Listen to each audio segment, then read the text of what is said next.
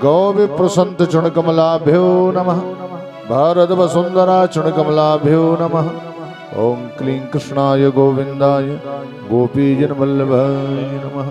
बोलिए सच्चिदानंद भगवान की जय। श्रीमद् भागवत भगवान की, श्री हनुमान जी महाराज की, उमापति महादेव की, सियावर रामचंद्र भगवान की।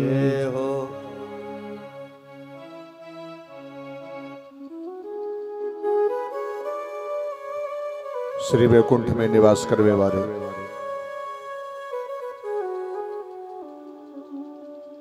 श्री सिंधु सुता लक्ष्मी के पावन चरणों से जो सबके ऊपर माता भवानी लक्ष्मी की असीम कृपा है, ऐसी महारानी लक्ष्मी जो श्री हरि के पावन चरणों में निरंतर सुख आनंद का अनुभव करती हैं और श्री हरि के पावन चरणों में शांति जिनको प्राप्त होती है, ऐसे श्री लक्ष्मी नारायण भगवान साकेत धाम में विराजमान पूजनीय वंदनीय, जिनका आज अवतरण दिवस है, जिसमें आज प्रकटीकरण दिवस है। भगवान श्री राम जो आज रामनवमी के उनके नाम ही तिथि घोषित हो गई। संत देवता विप्रगण शास्त्र जनों ने वो तिथि ही घोषित कर दी, वो तिथि रजिस्ट्री हो गई भगवान के नाम की। आज रामनवमी, श्री रामनवमी कि हमारे प्रभु श्री राम त्रेता में इसी नवमी तिथि के दिन परम धाम, मुक्ति धाम, भगवत धाम भेजने वाली सुंदरपुरी अवध अयोध्यापुरी में जिनका प्राकट्यकरण हुआ था ठीक दिन के 12 बजे, ऐसे भगवान श्री राम जो जगत जननी भवानी सीता के पावन कर कमलों के द्वारा जिनकी सुंदर सेवा हो रही है, गोलोक धाम में निवास करने वाले हमारे श्री यशोदानंदन देवकी नंदन श्री बिहारी जी महाराज, राधा रानी के पावन कर कमलों के द्वारा जिनके पावन चरणों की नित्य निरंतर सेवा चल रही है, ऐसे भगवान श्री हरि के 24 स्वरूप जो श्रीमद् भागवत की पावन पोथी में विराजमान, मैं इसी वंदनीय पूजने अर्चने आदरणीय पावन पोथी के श्री पावन चरणों में, श्रीमद् भागवत जी के पावन चरणों में कोटि कोटि वंदन प्रणाम करता हूँ। सभी देवतागण मेरा प्रणाम स्वीकार करें। बोलिए श्री लक्ष्मी नारायण भगवान की, श्रीमद् भागवत भगवान की। मेरे जीवन के स्वामी, प्रत्येक श्वास की रक्षा करने वाले, हमें कलयुग की बाधाओं से निकाल के भगवत चरणार बिंदों में जोड़ने का जिनको श्रेय है, जिनके बल के कारण हम सब लोग धर्म क्षेत्र से जुड़े हैं, जिनकी बल के कारण हम सत्य सनातन परंपरा का अनुसरण कर रहे हैं, जिनकी असीम अनुकंपा और जिनकी छत्र छाया में हम मंदिर जाते हैं, कथाएं सुनते हैं, कथाएं कराते हैं और सनातन पद्धति परंपरा का बल बढ़ाने का जितना भी काम करने का हमारा जो भाव है, और ये श्रेय जिनको जाता है वो है श्री अनंत बलवंत संत श्री हनुमान जी महाराज। तिनके पावन चरणों में हम सब लोग कोट कोट वंदन प्रणाम करते हैं। गुरुदेव, मुझे पूरा विश्वास है आप यहीं विराजमान हो, किसी न किसी भाव, किसी न किसी रूप स्वरूप में इस दास का प्रणाम स्वीकार करें और अपनी कृपा ऐसी बनाए रखें। बोलिए श्री हनुमान जी महाराज की जय। पूजनीय वंदनीय सभी संतगण, पूजनीय वंदनीय सभी विप्रगण, हमारे दीक्षित जी, शुक्ला जी और ये हमारे यशस्वी यजमान जिनको भगवत चरणार बिंदों में जोड़ने की हनुमान जी की असीम कृपा हुई, ऐसे हमारे सियाराम जी, हमारे बाबूजी और माता जी कुसुम जी, जिन्होंने 4 धाम करने के बाद, कितना सुंदर, हमारा जन्म ही 4 धाम करने के लिए हुआ है, 4 धाम और 4 फल। हम जो मनुष्य बन करके आए हैं, ये हमारा प्रथम लक्ष्य है, 4 धाम करने का पक्का श्रेय सिद्धांत, और 4 फल हमको प्राप्त हों, धर्म अर्थ काम और मुक्ति। इसलिए हमारा मनुष्य जीवन हमको भगवान ने दिया है और वही मानव है जो मानवता बना करके, दानवता का त्याग करके भगवत चरणार बिंदों में जो चल करके 4 धाम करता है। तो ऐसे हमारे ये पूरा आदरणीय पूरा यादव परिवार, सभी इनके रिश्तेदार गण, पधारे सुजन संबंधी, हमारे बीच में विराजी हमारी सभी बहनें, हमारी माताएं, मेरे सामने विराजमान हमारे सभी भगतगण, श्रोता बंधु, माइक के माध्यम से जहाँ तक ये आवाज़ पहुँच रही है, ऐसे हमारे सभी वंदनीय श्रोतागण, हमारी साउंड सर्विस सेवा में लगे भाई नथु भाई आज सुंदर सेवा दे रहे हैं, आपको बहुत बहुत धन्यवाद। हमारी संगीत टीम में जुड़े हमारे सभी बंधु लोग, चलते हैं 2 बार भगवान का पावन नाम की गंगा में स्नान करेंगे और इस नाम की गंगा में स्नान करके फिर कथा का चरणामृत पान करेंगे, अपने जीवन को धन्य करेंगे। बोलिए श्री लक्ष्मी नारायण भगवान की, बोलिए उमापति महादेव की। और देखिए भोलेनाथ भी अपने बिल्कुल विराजमान है यहीं महादेव, और महादेव तो इनके बिना कथा के रह ही नहीं सकते। 2 ऐसे देवता हैं जो बिना कथा के नहीं रह सकते, बिना घर के रह सकते हैं, बिना भोजन के रह सकते हैं, बिना परिवार के रह सकते हैं, बिना धन के रह सकते हैं, लेकिन 2 ऐसे देवता हैं जो रामचरित सुनबे के रसिया, उनको रस रसायन का अनुभव होता है और ये प्राप्त होता है। और भोलेनाथ तो जानते हो, बहुत सुंदर सकल लोक जग पावन गंगा पूछो रघुकुल कथा, ऐसी सुंदर ये कथा रस का आनंद करने का अनुभव जिनको है, ऐसे हमारे देव। और उनके पास डिग्रियां कितनी बड़ी हैं, एक के पास है देव नहीं महादेव, जो बिना कथा के ना रहे वो महान होता है। और जो हनुमान जी रामचरित सुनने के रसिया है ना, तो उनको भी डिग्री मिली है महावीर, क्योंकि साधारण व्यक्ति नहीं निरंतर कथा रस का पान कर सकता है, अघा जाते हैं लोग, नहीं उनके पास टाइम। तो संतों ने लिखा राम कथा जे सुनत अघाही, रस विशेष तिन जाना नहीं। तो जो नीरस है, जिनके जीवन में नीरसता है, वो जल्दी अघा जाते हैं, जो रस युक्त हैं वो नहीं अघाते हैं। तो चलते हैं 2 बार भगवान का नाम ले लेंगे। श्री बोलिए मद भागवत भगवान की जय हो।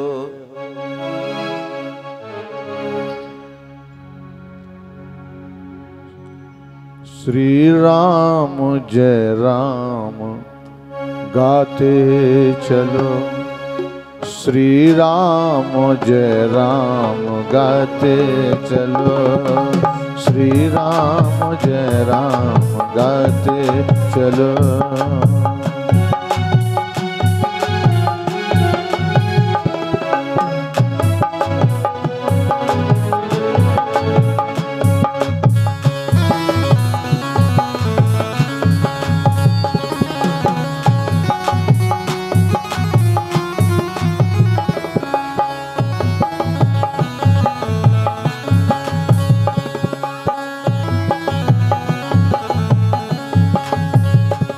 और श्री राम जय राम गाते चलो,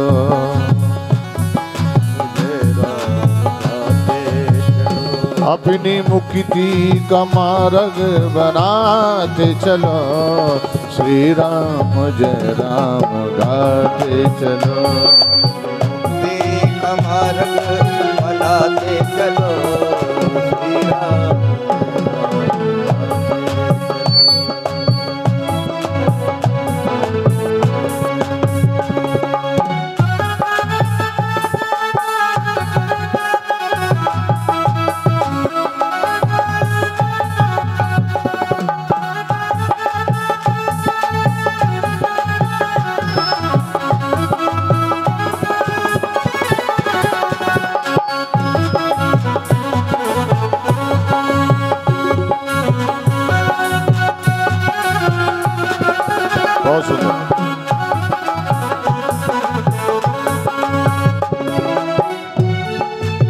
और डूब जाए न नैया ये मझधार में, डूब जाए न नैया ये मझधार में,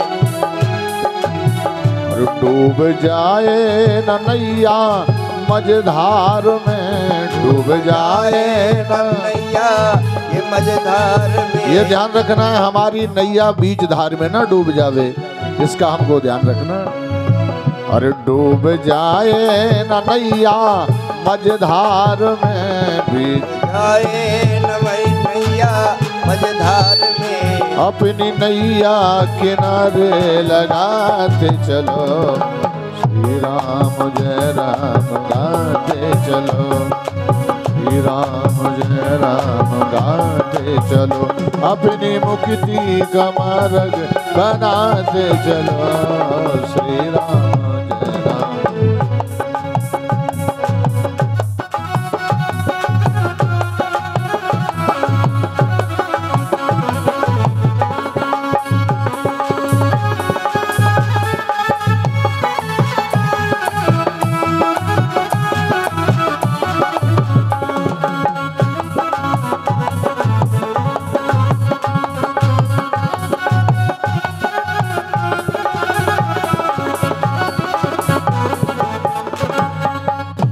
अपने मन को लगा लो प्रभु द्वार में, अपने मन को लगा लो प्रभु द्वार में, अपने मन को लगा लो प्रभु द्वार में, मन को लगा लो प्रभु द्वार में। भूल जाना न प्यारे संसार में, भूल जाना न प्यारे संसार में, लोभ काम के वेग से बचाते चलो, अपनी मुक्ति का मार्ग बनाते चलो, श्री राम जय राम गाते चलो, मुक्ति का मार्ग बनाते चलो, श्री राम।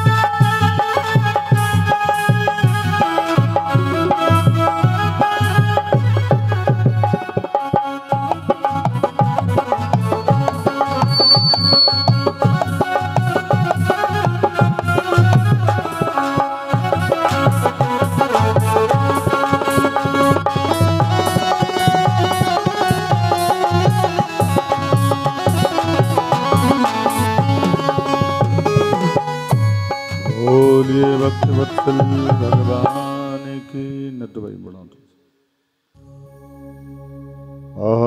अहमेवास्मेवाग्रे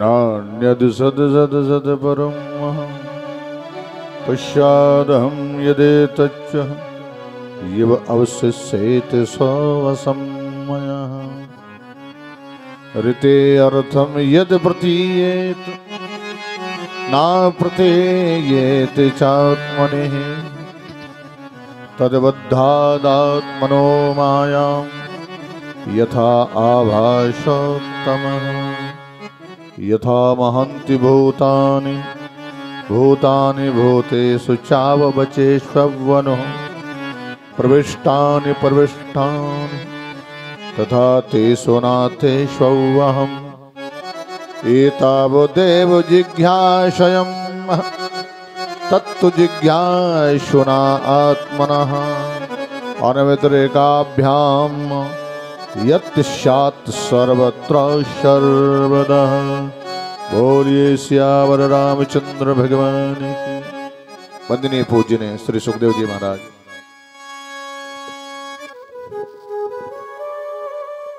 सुंदर निर्मल पावन कथा गंगा के किनारे। ये जो कथाएं पहले श्रीमद् भागवत की कथाएं होती थी गंगा के किनारे ही हुआ करते थे। घर घर भगवान की कथा नहीं होती थी, गंगा के किनारे। सतयुग में, त्रेता में, द्वापर में गंगा के किनारे, और कलयुग में भी। ये गोकर्ण जी महाराज जी ने कथा गंगा जी के किनारे ही धुंधकारी को कथा श्रवण कराई। कौन सा महीना था? आषाढ़ शुक्ल पक्ष नौमी तिथि। एक बड़ी विचित्र बात है, वंदनीय सुखदेव जी कहते हैं ये कथा नौमी को ही प्रारंभ होती है। नौमी तिथि कुछ गजब की तिथि है, तभी तो सीता राम जी हमारी नौमी के दिन ही पधारे। आज तो सबसे पहले व्यासपीठ से सभी श्रोता बंधुओं को भगवान श्री राम जी की पावन रामनवमी की बहुत बहुत बधाई हो। सभी को बहुत बहुत मंगल बधाई हो। और भगवान श्री राम जी का जन्म मंगल के दिन ही हुआ था, राम जी का अवतरण मंगल के दिन, इसलिए सभी लोगों को बहुत बहुत मंगल बधाई हो भगवान श्री राम जी के पावन आने की। उसमें देखिए भूमि कितनी निर्मल है, वैकुंठ से भगवान आते हैं हमारे। जब धरती में ज्यादा कचरा फैलने लगता, जब कचरा किसी से नहीं संभलता, लोग वेदों का, ब्राह्मणों का, संतों का, गाय का, देवताओं का उपहास करने लगते हैं, धनवारे होकर के अहंकारी हो जाएं, भटक जाएं, तो फिर भगवान को ऊपर से नीचे आना पड़ता है, वो सारी व्यवस्थाएं संभालनी पड़ती हैं। द्वापर में मेरे द्वारकानाथ आए थे, तो ये तिथि, ये नौमी तिथि कुछ गजब तिथि है। इसका बड़ा विलक्षण भाव है। नौमी तिथि तो हमारे सुखदेव जी महाराज जी ये भादों के महीने में, ये भादों के महीने में ही भादों शुक्ल पक्ष नौमी तिथि को ही परीक्षित जी को कथा श्रवण करा रहे हैं। नौमी तिथि है और हमारे सनकादिक ऋषियों के द्वारा नारद जी को जो ये कथा श्रवण कराई गई, तो ये भी जानते हो कार्तिक शुक्ल पक्ष नौमी के दिन, ये नौमी के दिन, नौमी का बड़ा विचित्र भाव प्रभाव है।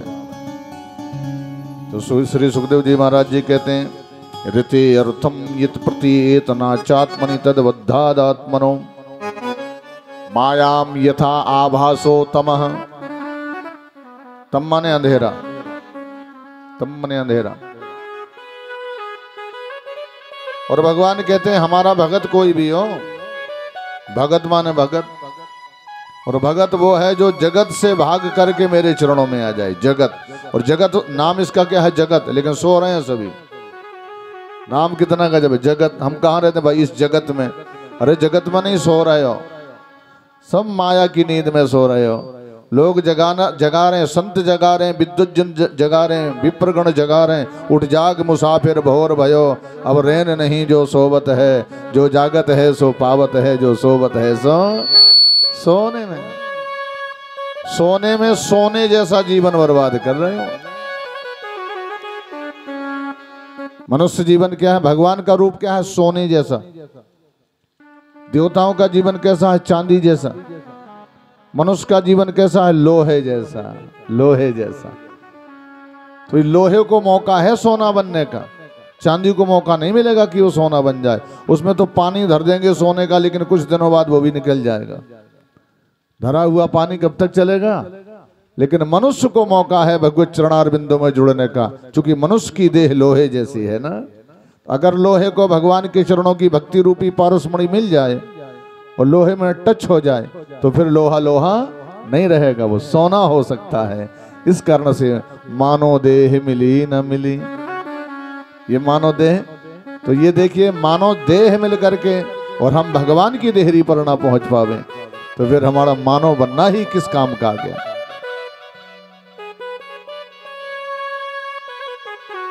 देवता लोग वंचित हो गए सुख से, सुख से देवता लोग वंचित हैं जिन्हें स्वर्ग का सुख मिला। अब स्वर्ग में जानते हो सब एसी जैसा, एसी का भी, एसी के पिताजी हैं स्वर्ग में, सारी सुख सुविधाएं हैं जो यहां नहीं है वो वहां, और वहां भी लोग परेशान, देवता भी परेशान। क्यों? थोड़ा सा भटक देना। कई लोग ऐसे हैं घर में एसी भी है, बहुत संपत्ति है, बहुत अच्छे वाहन हैं, सब कुछ अच्छा है, लेकिन फिर भी रो रहे हैं, फिर भी परेशान। सब कुछ होने के बाद भी रो रहे हो। देवताओं जैसा सुख है, कोई कमी नहीं। 3-3, 4-4 खंड की कोठियां खड़ी हैं, 40-40, 50-50 लाख की गाड़ियां हैं, हवाई जहाज में घूम रहे हो, सुंदर सुंदर जो मर्जी हो खा पी रहे हो, लेकिन फिर भी रो रहे हो। कोई तन दुखी, कोई मन दुखी, कोई धन बिन रहत उदास है। देखो यहाँ सुखी कौन हो सकता? पैसे में सुख नहीं है, केवल पैसा को ही सुख मत समझिए। अगर ये पैसा जैसे घी में ही बलवान नहीं बना जा सकता, दूध में ही बलवान नहीं बना जा सकता, अगर इसकी भी अत्यधिकता हो जाएगी तो ये रिएक्शन करेगा, नुकसान करेगा। घी से बल बढ़ता है मानते हैं, दूध से बल बढ़ता है, लेकिन यही घी दूध यदि ज्यादा हो जाएगा तो अस्पताल में भर्ती होना पड़ेगा। इस कारण धन में ही पूरा सुख नहीं है। अगर आपका धन धर्म से नहीं जुड़ा तो वही धन फिर रिएक्शन करेगा, वही धन आपकी पत्नी की बुद्धि खराब कर देगा, वही धन आपकी बेटा की बुद्धि खराब कर देगा, वही धन आपके घर परिवार वालों की मति बुद्धि खराब कर देगा। तो फिर सुख की जगह उनसे आपको दुख मिलेगा। इसलिए धन है, अगर लक्ष्मी से ही सुख मिलता होता सब कुछ, तो लक्ष्मी भगवान के चरणों में ना पहुंचती। लक्ष्मी भगवान के चरणों का सेवन करती है, क्योंकि वो लक्ष्मी मैया स्वयं कहती है, मिलता है सच्चा सुख केवल भगवान तुम्हारे चरणों में। तो ये देवता देखिए दुखी हैं। क्यों दुखी हैं? इनका तेज चला गया, इनका सिंहासन चला गया। सिंहासन किनका जाता है ये विचार करो। अगर तुम्हारी मालकी घर से चली गई तो तुम उस लायक नहीं थे। नियंत्रण तो सारा नारायण का है, सब जगह नारायण के ही अधीन है सब कुछ। अगर तुम्हारी मालकी चली गई, तुम्हारी सत्ता चली गई, तुम्हारी कुर्सी चली गई, तुम्हारा सिंहासन चला गया, तो इसमें जानते हो तुम्हारा ही दोष है। कोहु न काहु सुख दुख कर, कोई किसी को ना सुख देता है ना दुख देता। निज कृत कर्म, हम जो करते हैं हमको वही भोगना पड़ेगा। अगर आप के पास थोड़ा कष्ट आ रहा है तो ध्यान कर लीजिए, ये किसी का दिया हुआ नहीं, आपने बोया है। आपने जो बोया है वही फसल आपको मिलेगी। अगर आपने विधि का विधान पालन किया होगा तो कोरे कागज में लिख लीजिए, दुख हो ही नहीं सकता, समस्या आ ही नहीं सकती। अगर विधि विपरीत भलाई नाही, यदि विधि की व्यवस्था के विपरीत चले जाओगे तो फिर कल्याण नहीं हो सकता। तो देवता लोग बड़े दुखी, और ये दुखी देवता क्या करें। जब लोग पहले उन्होंने पूरा प्रयास किया कि हमारा दुख दूर हो जाए, नहीं हुआ। फिर गुरुदेव से पूछा, नहीं हुआ। सबसे सलाह ली, नहीं हुआ। अब जैसे हमको कोई दुख हो जाए तो हम अस्पताल चले जाते हैं।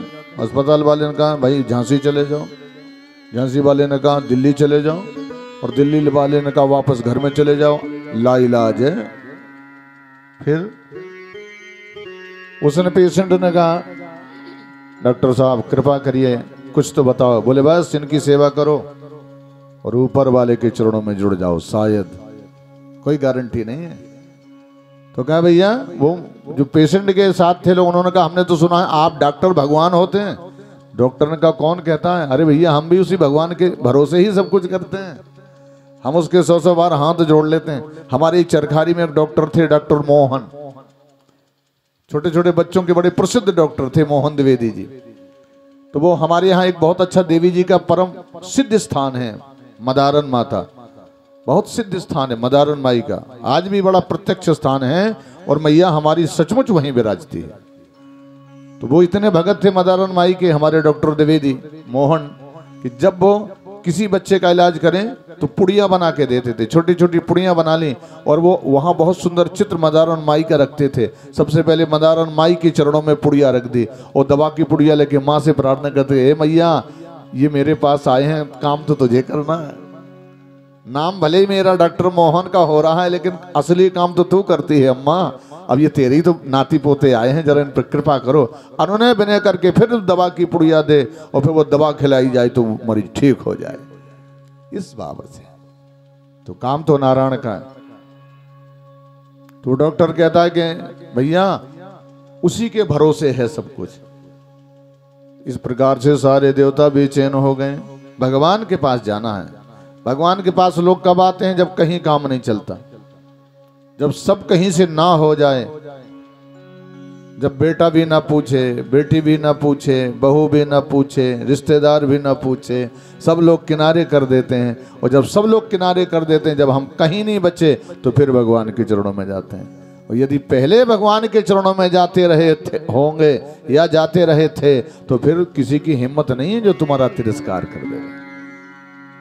वो ठाकुर अपने आप व्यवस्था करेगा। वो समझने कि हमारा है, ये हमसे जुड़ा है। अगर हम शुरू से ही प्रभु के चरणों में जुड़े रहें तो हमारी बहू की मति अच्छी बनी रहेगी, बेटे की मति अच्छी बनी रहेगी। क्योंकि मति की मालकिन कौन है? ये ध्यान करो जरा। मति की मालकिन जो हमारे अंदर मति है, और मति वो हमारे घर में जो बहू है उसका भी नाम है श्रीमती। बोलते हो ना, क्या नाम है? श्रीमती। और श्रीमती की मति क्यों खराब हो गई? पति के आगे नहीं लिखा जाता कि श्रीमाता, श्रीमाता नहीं, केवल हमारी देवी हमारी बहनों के नाम के श्रीमती। तो मति की मालकिन कौन है? अगर हमने मति की मालकिन से संपर्क बनाए रखा होता, या मति के मालकिन के पति के साथ हमारा संपर्क अच्छा होता, तो आज ये समस्या ना होती। और ये कौन है मति की मालकिन? जनक सुता जग जननी जानकी, जनक सुता और अतिशय प्रिय करुणा निधान की, अतिशय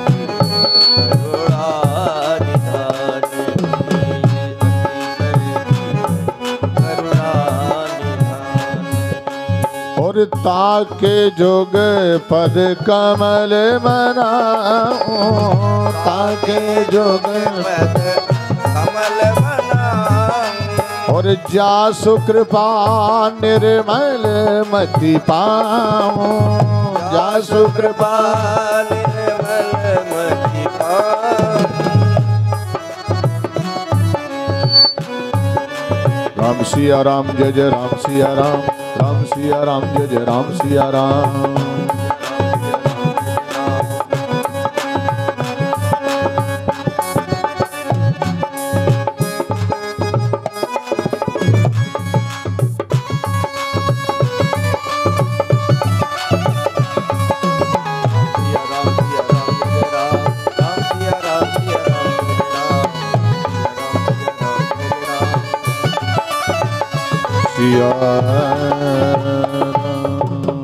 सारे देवता भगवान श्री हरि के पावन चरणों में पहुंच गए। स्वयं ब्रह्मा जी भी।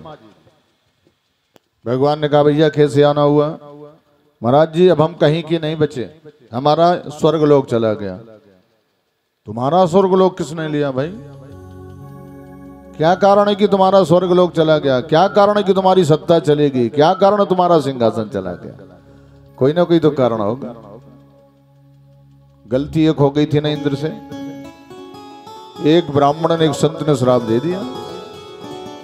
दुर्वासा जी ने श्राप दे दिया था इंद्र को। एक दिन मैंने कथा में संकेत किया था, कभी भी पूजा के फूल लातों में नहीं जाना चाहिए। जिस निमंत्रण कार्ड में जिस कागज में भगवान का चित्र बना हो वो कचड़े में नहीं जाना चाहिए, उसका विसर्जन होना चाहिए, नहीं तो आपका सत्ता सुख धन सुख ये जल्दी चला जाएगा। तो इंद्र को अहंकार आ गया था सत्ता का, सिंहासन का, स्वरूप का, और इसने भगवान विष्णु की जो गले की माला थी, जो दुर्वासा जी ने इंद्र को पहनाई थी, वो माला इसने अपने हाथी को पहना दिया और हाथी ने तोड़ के फेंक दिया। ये अपराध किया। कभी कभी हम छोटा छोटा सा अपराध कर देते हैं, उसका दोष बहुत बड़ा है, उसका फल बहुत बड़ा है।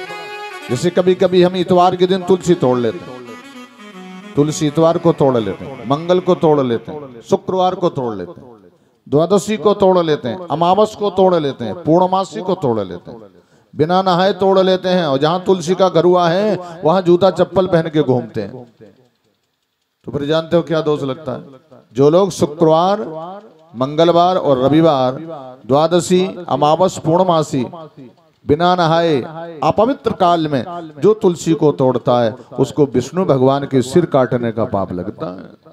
अब गलती छोटी सी है, समझ रहे हो, छोटा, लेकिन अपराध बहुत बड़ा है। तो जितना बड़ा अपराध होगा उतनी बड़ी आपको सजा मिलेगी। तो सजा भी मिलने वाली। तो अब ध्यान से सुने, ये 3 दिन तुलसी नहीं तोड़ना है। कौन कौन? न तो रविवार को, न शुक्रवार को, और न मंगलवार को। 3 तिथियां हैं, न द्वादशी, न अमावस, न पूर्णमासी। और अपवित्र काल में रात में नहीं, जूता चप्पल पहन के नहीं, इसका ध्यान रखेंगे। और तुलसी बड़ी पूजनीय है, और तुलसी एक बहुत पतिव्रता देवी थी जो आज तुलसी के रूप में परिणित हो गई है। और ये तुलसी जानते हो एक राक्षस की घरवाली थी, जलंधर की पत्नी थी, नाम इसका वृंदा था, लेकिन ये परम सती थी। और सती होने के कारण इसका जो पति जलंधर था उसको कोई नहीं मार पा रहा था। क्यों? क्योंकि पत्नी की तपस्या का बल और पत्नी के पातिव्रत धर्म का बल उसके साथ था। तो पत्नी का बल होने के कारण पति लापरवाह था, अधर्म करता था। इसलिए भगवान ने स्वयं जलंधर बन करके, देखिए पतिव्रता के ऊपर भगवान कितने खुश हुए कि स्वयं उसके पति राक्षस का रूप बना लिया जलंधर का, और इसका जो पातिव्रत धर्म का क्रम था वो खंडित हो गया। तब ये पापी मारा गया और सारे देवता प्रसन्न हो गए। बोलिए भक्तवत्सल भगवान की। तो भगवान ने कहा भाई ये काम करो। भगवान क्या है? पिता है, परम पिता।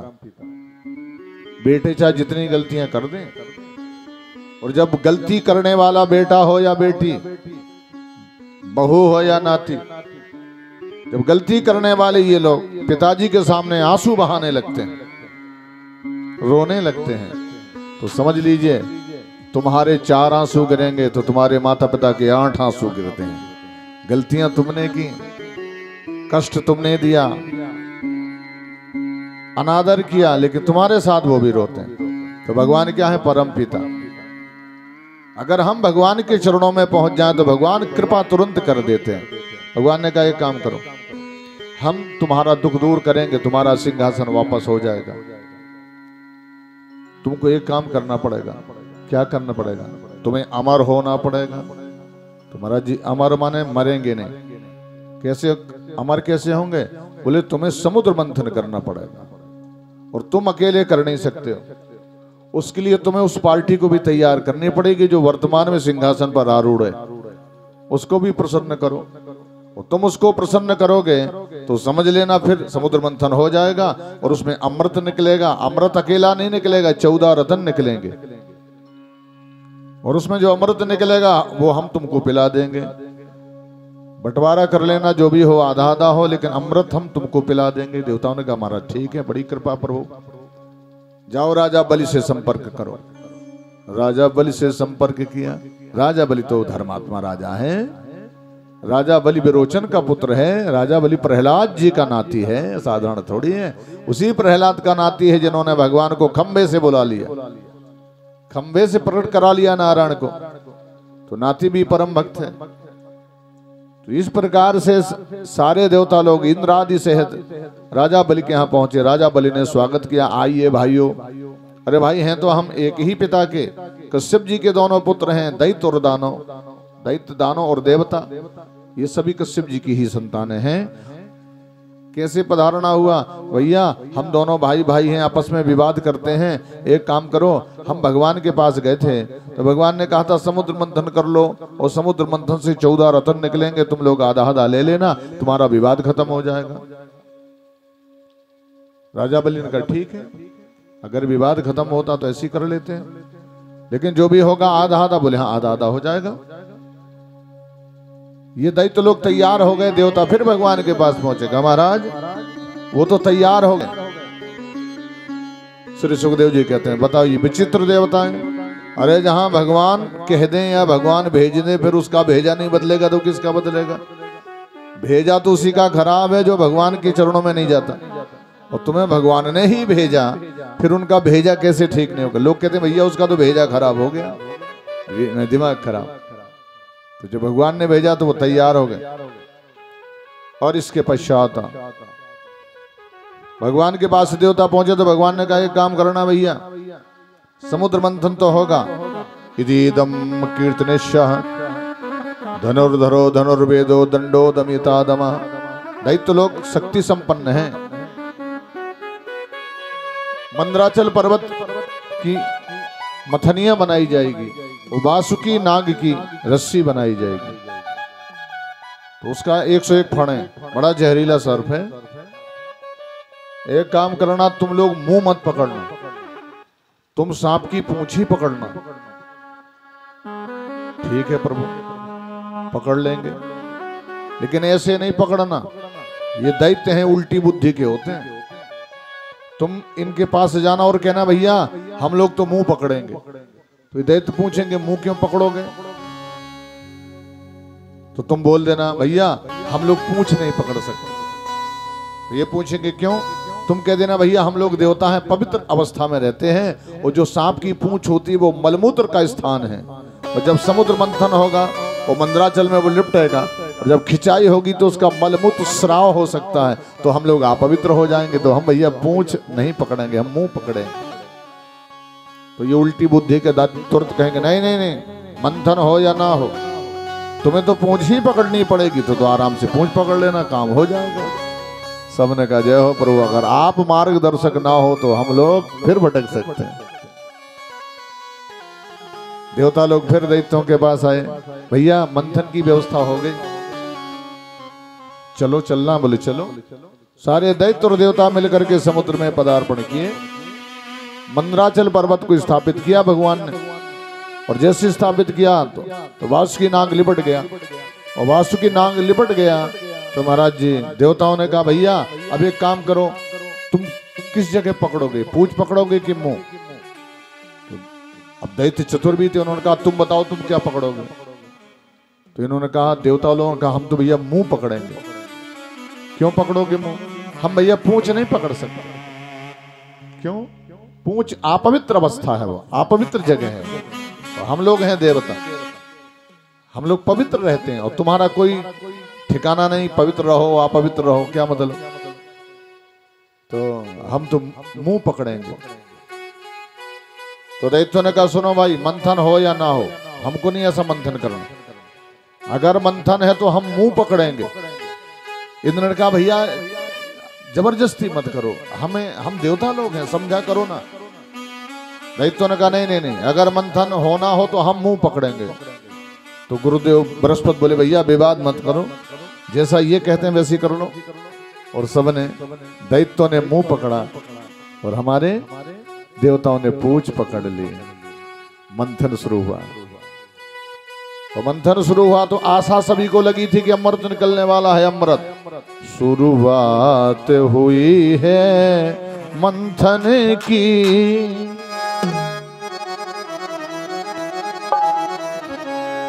अरे शुरुआत हुई है मंथन की, अमृत है यहाँ आने वाला।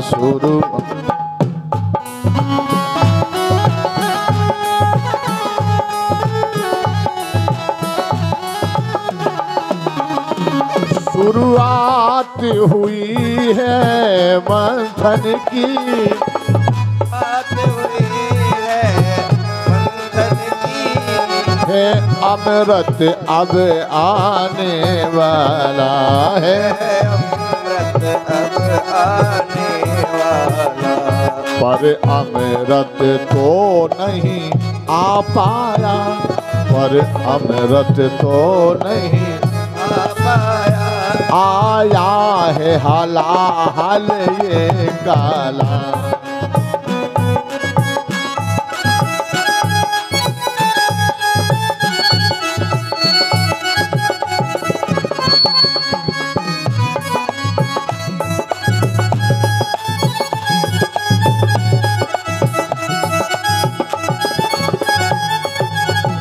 और जैसे ही हलाहल निकला वो भयंकर जहर निकला, तो जितने जलचर थे समुद्र में वो सब ऊपर आ गए। भयंकर जल में तपना शुरू हो गया, तपन आ गई, नीला नीला हलाहल जहर एक कलश में उसमें हलाहल था। दैत्यों ने कहा क्यों भैया झूठ बोल रहे हो, तुम तो कह रहे थे कि अमृत निकलेगा। कहा भैया 14 निकलना ही तो शुरुआत है, अब क्या करें, ये पहला तो हलाहल जहर निकला। दैत्यों ने कहा हमने इस जहर के लिए नहीं मंथन किया, हमने तो अमृत के लिए किया था ना। नियम यह था कि जो भी निकलेगा सबका बंटवारा होगा। तो देवताओं ने कहा भैया आधा तुम ले लो और आधा हम लोग। बोले नहीं नहीं नहीं, अग्रे अग्रे भी प्रणाम, जो भी पहला निकला वो तुम्हारा, तुम ले जाओ। बड़े चालाक दैत्य लोग। अब बेचारे देवताओं ने वो हलाहल का कलश ले लिया, उनका पूरा देवताओं का ग्रुप बैठा है, विचार करते हैं कि अब इसको कौन पिएगा। अरे हमने मंथन किया था अमृत निकलेगा, उससे अमर हो जाएंगे, और ये तो हलाहल जहर निकला, पिएंगे तो मर जाएंगे। सभी देवता एक दूसरे का मुंह देख रहे हैं। अरे भाई कोई तैयार नहीं हो रहा। अब विचार करते हैं नारायण बाबा बताओ रास्ता महाराज जी, इसे कौन प्रयोग करेगा, कौन पिएगा। सारे देवता विचार करते थे, उसी समय देवर्षि नारद जी का आगमन हो गया। अनंत विष्णुम सदा मर्षि लोकाधिष्ठान तद्भुता, स्वस्ति स्वस्ति स्वस्ति आगच्छतन तद नारदा। नारद जी महाराज जी को देवताओं ने प्रणाम किया। भले पधारे हो महाराज, हम तो बड़े धर्म संकट में। जब कोई संकट आता है, जब कहीं समाधान ना हो, तो जब कोई संत महापुरुष तुम्हारे बीच में आ जाए तो बड़े बड़े संकटों का भी समाधान निकल पड़ता है। और संत अपने आप नहीं आता, भगवत प्रेरणा से आता। श्री हरि श्री कृष्ण श्री राम की प्रेरणा से ही संत हमारे यहाँ बिना बुलाए आ जाए, तो समझ लेना चाहिए उनका निरादर मत करो। अगर बिना कार्ड के, बिना फोन के, बिना सूचना के कोई संतगण तुम्हारे विद्वान जन तुम्हारे द्वार पे आ जाए, तो ये समझ लीजिए भगवत कृपा हो गई तुम्हारे ऊपर, भगवान की ही प्रेरणा से पधारे।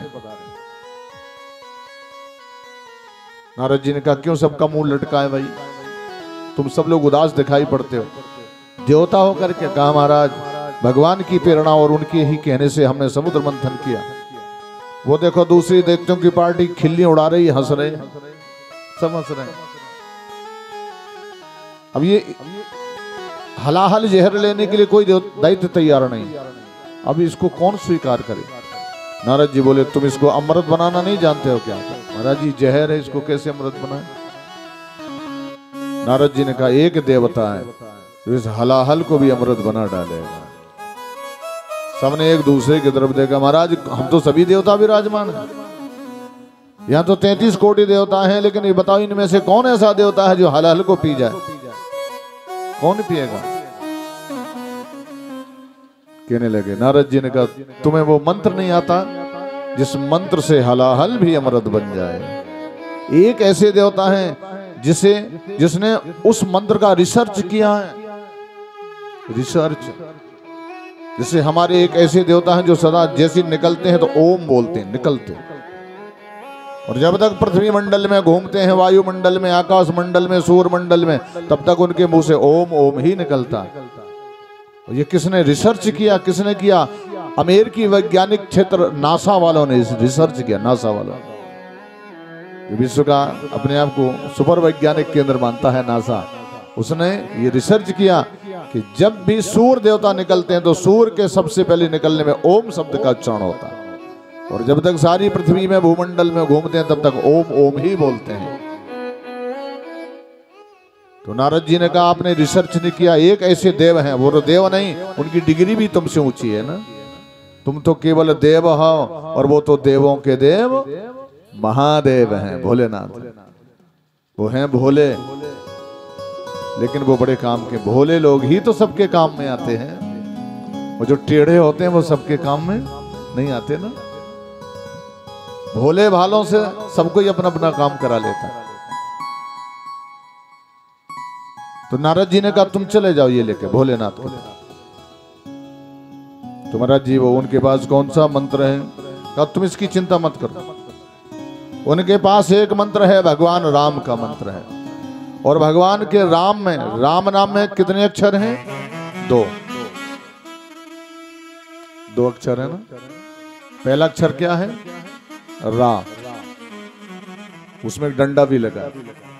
जब रा बोलेंगे, बड़ा रा, तो पूरा मुंह खुल जाएगा, पूरा दरवाजा, पूरा गेट, कोई खिड़की नहीं, सब पूरा खुल गया। रा बोलेंगे, बड़ा रा, पूरा खुल गया। और मां बोलेंगे तो गेट अपने आप बंद हो जाएगा। ये राम नाम की अति महिमा महादेव जानते हैं। और इस रा और मां में संसार की, देवताओं की, मनुष्यों की, सब ब्रह्मा की, शंकर की, जिन जिनको शांति मिलती है, सुख मिलता, वो इन 2 अक्षरों में भरा पड़ा है। ये 2 अक्षर ऐसे महान अक्षर हैं। राम नाम के 2 अक्षर में, भगवान का नाम, ये 2 अक्षर बड़े महान हैं। ये 2 शब्द लोग बोलते ना भैया 2 शब्द प्रेम के बोल लो, तो ये 2 शब्द प्रेम के हैं, श्रद्धा के हैं, शांति के हैं 2 शब्द। राम नाम के 2 अक्षर में सब सुख शांति भरी, ओ सब सुख शांति भरी।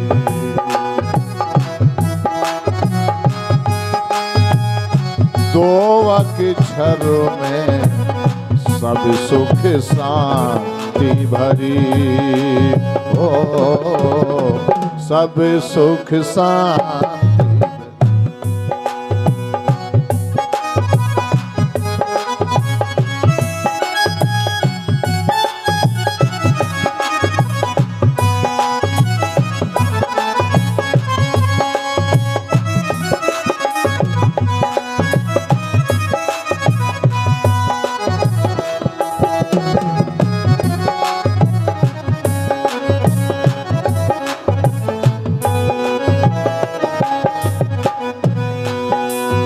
ऋषि मुनि निस दिन राम कृपा से, ऋषि मुनि निस राम कृपा से राम जी दर्शन देते हैं आके, राम जी देते हैं आके।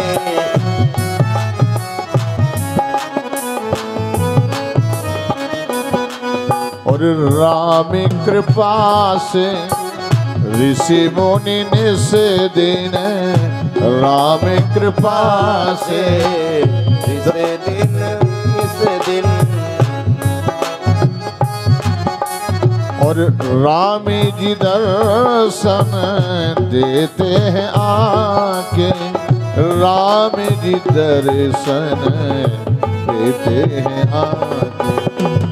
गौतम नारी परम अपावन, रज पाके है तरी, ओ सब सुख शांति भरी।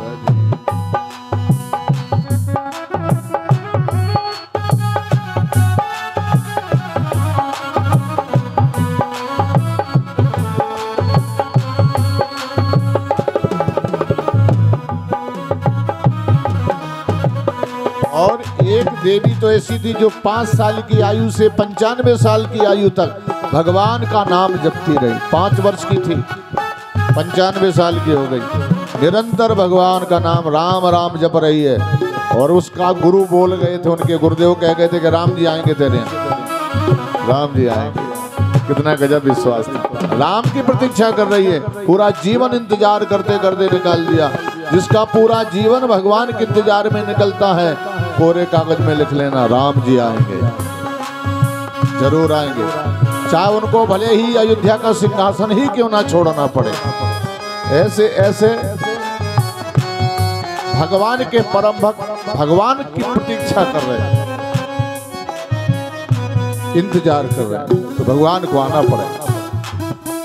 अरे बालापन से चौथे पन तक, बालापन से चौथे पन तक एक ही आशा एक लगन है, एक ही आशा एक लगन है। एक लगन है विश्वास गुरु बचनों पर, है विश्वास गुरु बचनों पर, आएंगे राम हरि, ओ सब सुख शांति भरी।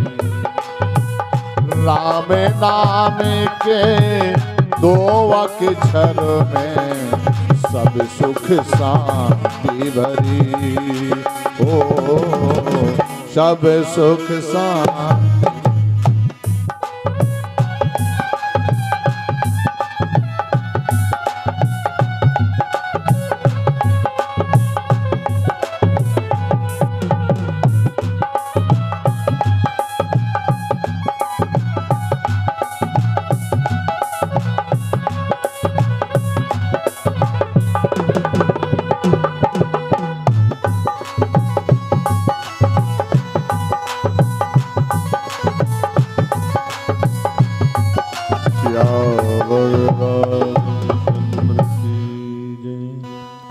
सारे देवता लोगों हला हल का कलश लेकर के पधारे। भवानी जगदम्बा पार्वती जी महादेव के बगल में विराजमान। पार्वती अम्मा ने देखा, बोले स्वामी ये पता नहीं, हमें लगता है पूरा देवमंडल ही चला रहा है, पूरा देवमंडल चला रहा आपके दर्शन के निमित्त। आज हमें लगता है कि कोई संकट आ गया देवताओं पर। हमारे पास तो साधारण कोई आता नहीं है, वो आता है तो कोई ना कोई समस्या लेके आता है, बिना समस्या के नहीं आता। अरे भाई महादेव के पास कौन जाएगा? लोग कहते हैं ना, जिनके पास जो भी समस्या हो वो 1 लोटा जल चढ़ाए तो सारी समस्या दूर हो जाए, सारी समस्या का हल और शंकर के लिए 1 लोटा जल। तो कोई ना कोई समस्या जरूर है। ये सभी देवता मुंह लटका करके आ रहे हैं, इनका चेहरा बता रहा है कि ये परेशान है। थोड़ी देर में सभी देवताओं ने अब वो कलश छिपा लिया, हलाहल वाला कलश छिपा लिया, और सभी ने महादेव के चरणों में प्रणाम किया। और जैसे ही प्रणाम किया तो भोलेनाथ तो समझ गया, महादेव अंतर्यामी घटघटवासी कैलाशी। भोलेनाथ ने कहा, ओ इंद्र, क्या बात है भैया, तू बड़े परेशान समझ में आ रहे हो। महाराज जी क्या बताएं, क्यों बताओ ना, यहाँ आए किस लिए हो, बताने के लिए तो आए हो, अब छिपा क्यों रहे हो बताओ। अब किसी देवता की हिम्मत नहीं पड़ रही, बगल में पार्वती अम्मा विराजमान, अब ये थोड़ी बता दें कि तुम्हारे पति को सल्फास की डिबिया खिलाने आए हैं। किसी की पत्नी बगल में बैठी हो और वो पति को हलाहल जहर पिलाने के लिए लिए कर आए हैं, तो वो पत्नी पूछ रही है, भैया बताओ ना, मैया पार्वती पूछते, बोलो कारण क्या है, क्यों तुम परेशान हो, बोलो किसे, हम तुम्हारी सारी विपत्तियां दूर करेंगे, बोलो क्या बात है। अब हिम्मत नहीं पड़ रही है, कैसे बता दें कि ये जहर पिलाने लाए हैं तुम्हारे पति को। भोलेनाथ ने कहा, भाई बताओ ना कारण क्या है। कहा, महाराज हम बहुत परेशान थे, तो हम नारायण के धाम गए थे वैकुंठ, तो भगवान ने समुद्र मंथन की योजना बनाई, और आप नारायण ने कहा था कि अमृत की प्राप्ति होगी, लेकिन महाराज वो अमृत तो नहीं निकला। फिर क्या निकला, ये महाराज जी ये है पता नहीं, ये बहुत भयंकर है कि सारे समुद्र के जलचर परेशान हो गए। पार्वती ने कहा, ये तो हलाहल जहर है, ये तो बहुत भयंकर है महाराज, तो इसको कौन पिएगा। क्यों भाई, अमृत निकलता तो तुम कोई देवता इधर नहीं लाते, तुरंत बंटवारा कर लेते, सब मिल करके पी जाते, चाहे भले ही थोड़ा थोड़ा 50-50 ग्राम मिलता, सब पी जाते। लेकिन ये हलाहल जहर निकला है तो तुम मेरे पति को, मेरा पति धतूरे का गड्ढा खावे, इसका मतलब ये थोड़ी कि तुम्हारा हलाहल जहर भी पचा ले जावे। पार्वती मैया की आंखें लाल हो गई। और ये स्वार्थी मतलबी देवताओं, तुम्हारी हिम्मत कैसे हुई मेरे पति को जहर पिलाने के लिए, यहां से सीधे चले जाओ। अम्मा का विशाल स्वरूप बड़ा, और पार्वती जी ने श्राप दे दिया, मूर्ख देवताओं मैं तुम सबको श्राप देती हो कि तुम्हारे कोई संतान ही नहीं होगी, लो तुम हमारा विनाश करने आयो। शंकर बोले, ओ देवी थोड़ा थोड़ा अपना क्रोध कम कर, बेचारे वैसी विपत्ति के मारे आए थे, तू श्राप दे रही है। अब बताओ उनको संतान नहीं होगी तो ये देवताओं की वंश परंपरा सब समाप्त हो जाएगी, फिर दैत्य ही दैत्य हो जाएंगे, फिर देवता कोई नहीं बचेगा।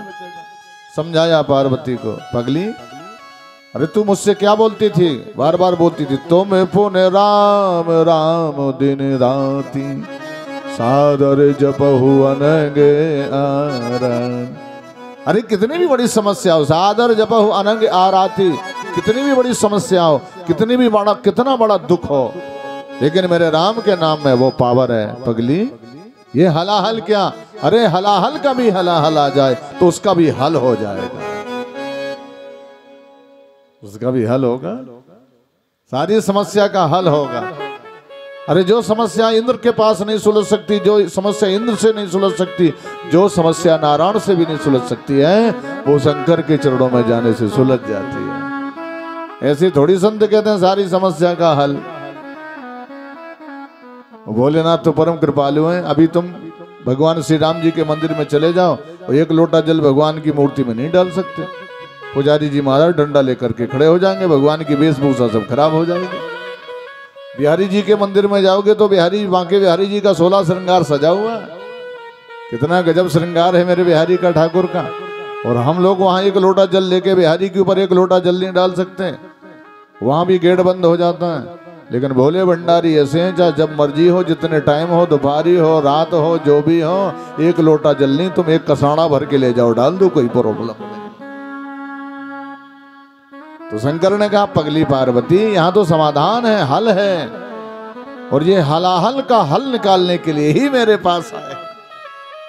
हलाहल का भी हल यदि कहीं निकलेगा तो शंकर के चरणों में अपना श्राप वापस ले ले, नहीं तो मेरे यहाँ आने का मतलब ही क्या निकला। तो पार्वती जी ने कहा, हम क्रोध में अपने आप संतुलन खो दिए, और महाराज जी हम ये इस श्राप को थोड़ा कम कर देते हैं, इनको योनिजा पुत्र नहीं होंगे, अन्य प्रकार की सृष्टि से अपनी वंशावली बढ़ा सकते हैं। चलो ठीक। इस भाव से भोलेनाथ ने कहा, निकालो, कहां है वो हलाल। इंद्र ने दिया, वो नीला हो गया, इतना तेज उसमें। शंकर भगवान ने कहा, इस कलश में नहीं पिएंगे, हमारा शंख लाओ। और भोलेनाथ ने शंख में डाला, और शंख कौन है? शंख भगवान को जब प्रसाद लगता तो शंख से ही आचमन कराया जाए। जब भगवान को, राम को, कृष्ण को, शिव को, किसी को भी प्रसाद लगे ना तो शंख से ही आचमन कराते हैं। और शंख बजे साधु जगे, शंख से बहुत फायदे हैं। जिस घर में शंख हो लक्ष्मी नारायण दोनों प्रसन्न होते हैं। लेकिन एक ध्यान करना, कई लोगों के यहाँ शंख रखे हैं लेकिन गलत तरीके से रखे हैं, इसलिए नारायण और हमारी लक्ष्मी नाराज हो जाती है। शंख कभी सूखा नहीं रखा जाता। शंख को एक कटोरे गिलास में उसमें पानी भर करके ही रखना चाहिए। पानी भरा हुआ शंख रहेगा तो उस शंख में जो पानी भरा होता वो तीर्थों के जल के बराबर होता, तीर्थों के जल के बराबर। तो ये शंख जानते हो, ये शंख कौन है? भगवान विष्णु का बड़ा साला है। भगवान विष्णु का साला। भगवान विष्णु की धर्मपत्नी कौन है? लक्ष्मी। लक्ष्मी के पिताजी कौन है? समुद्र। और शंख कहां से निकलता है? समुद्र ही से ना। तो ये सगे बहन भाई है, लक्ष्मी और शंख बहन भाई हैं। अब जो भाई जिसके घर में हरा भरा हर प्रकार से उसको सुख दोगे आप, तो समझ लीजिए फिर बहन तो प्रसन्न अपने आप हो जाएगी। और बहन प्रसन्न हो जाएगी तो बहनों को तो नाक रगड़ के प्रसन्न होना पड़ेगा। जब बहन खुश, जब जीजी खुश है तो जीजा तो अपने आप खुश हो जाएगा। वो जीजा कहाँ बचेगा, उसको भी प्रसन्न होना पड़ेगा। इस भाव से शंख बजाने से एक और लाभ होता है। अगर किसी की स्मरण शक्ति बहुत कमजोर है, वो हर बात को भूल जाता है। अभी उसने अमुक चीज इधर रखी थी और पता नहीं भूल गया, फिर देखा फिर भूल गया, ये पढ़ा था वो भूल गया। जो 5 मिनट संध्याकालीन वेला में या सूर्यदेव जैसे सूर्यदेव निकल रहे हो उनके सामने खड़े होकर के संकट ध्वनि 5 मिनट कर ले, या संध्याकालीन वेला में संकट ध्वनि कर ले, तो 1 महीने में ही उसकी स्मरण शक्ति पावरफुल बढ़ जाएगा। स्मरण शक्ति इतना गजब का है हमारी पूजा की यंत्रों का प्रभाव। इसलिए संखत ध्वनि प्रतिदिन करना चाहिए, आपकी साधुता का जागरण होगा। अगर किसी के बच्चे भटक रहे हो, भगवान में मन नहीं लग रहा, कथा में मन नहीं लग रहा, मंदिर जाने में मन नहीं लग रहा, असाधुता ज्यादा हो रही है और साधुता कमजोर हो रही है, तो ऐसे लोगों को संखत ध्वनि करना चाहिए। संखत ध्वनि, उससे साधुता का जागरण होगा। भोलेनाथ ने शंख में हलाहल भरा, और जैसे ही भरा तो रा शब्द का रा बोले, रा से पूरा मुंह खुल गया। और जैसे ही अपने मुंह में पूरा हलाहल भरा और मां बोले तो मुंह बंद हो गया। राम, क्या बोले? राम। राम में क्या मिलता है? आराम। राम कहो आराम मिलेगा, सुबह नहीं तो शाम मिलेगा, यहां मिलेगा, वहां मिलेगा, जहां रहोगे तहां मिलेगा। आराम का जरा अर्थ निकालो। आराम माने क्या है? आराम। अगर राम राम बोलोगे तो राम आएंगे। आराम बोलते भैया आराम कर रहे हैं, आराम कर रहे हैं। आराम का मतलब होता है राम को बुला रहे हो। असली आराम वही है जहां राम जी आ जावे। तो जैसे ही राम शब्द बोला और मुंह बंद कर लिया, और मेरे भगवान भोलेनाथ ने वो हलाहल नीचे नहीं उतरने दिया, गर्दन के नीचे नहीं। क्यों नहीं उतार रहे हैं गर्दन के नीचे भाई? गर्दन के नीचे इसलिए नहीं उतार रहे हैं कि गर्दन के नीचे कोई और बैठा है।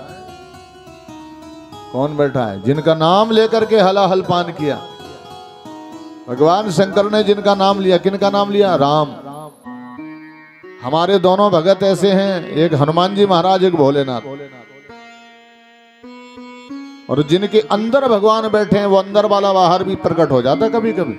एक बार जब पार्वती मैया से विवाह करने के लिए भोलेनाथ बिल्कुल तैयार नहीं थे, कहा हमको शादी नहीं करनी, शादी के पचड़े में पड़ना ही नहीं। एक बार सती से किया तो इतना गड़बड़ घोटाला हो गया कि हम मुर्दा को अपने कंधे पे रख करके पूरी पृथ्वी में चक्कर लगा लिए। तो सब लोगों ने उपहास किया, भैया कितने पत्नी भक्त थे कि मरी हुई पत्नी को कंधे में लेकर के घूम रहे। वो तो धन्य है देवर हमारे नारायण कि उन्होंने सुदर्शन भेज करके उसके 51 टुकड़े करवा दिए। तो भोलेनाथ तैयार ही नहीं हो रहे थे, हमको नहीं शादी करनी, शादी करनी नहीं। तो उस समय जानते हो किसने कहा कि तुमको तो शादी करनी पड़ेगी? कौन थे वो? प्रगटे राम कृतज्ञ कृपाल, रूपशील निधि तेज विशाल। जो राम अंदर भोलेनाथ के बैठे। अरे आप भी अभ्यास करके देखो ना, अगर आपके हृदय में प्रभु राम बैठे हैं और आपको कैसे पता चलेगा कि राम जी बैठे हैं? आंख बंद करो, आंख बंद करके यदि उनका दर्शन दिल में होने लग जाए तो वो दिल में बैठे हुए राम जब बुला लेना इमरजेंसी में सामने आ जाएंगे। इमरजेंसी में सामने जब आपके दिल में राम बैठेंगे तो आपका दिल कभी खराब नहीं होगा। एक बीमारी होती है ना, दिल की बीमारी, जिसको अटैक बोलते हैं। अटैक उसी को होता है जिसके दिल में कभी राम ना आए हो, जिसने दिल से कभी राम नाम ना लिया हो, जिसने दिल से भगवान शिव का नाम ना लिया हो, दिल से भोले को नहीं बैठाला, राम को नहीं बैठाला, कृष्ण को नहीं बैठाला, वही दिल खराब हो जाता है। उसकी पंपिंग क्रिया खराब हो जाती है, प्राणवायु खराब हो जाती है।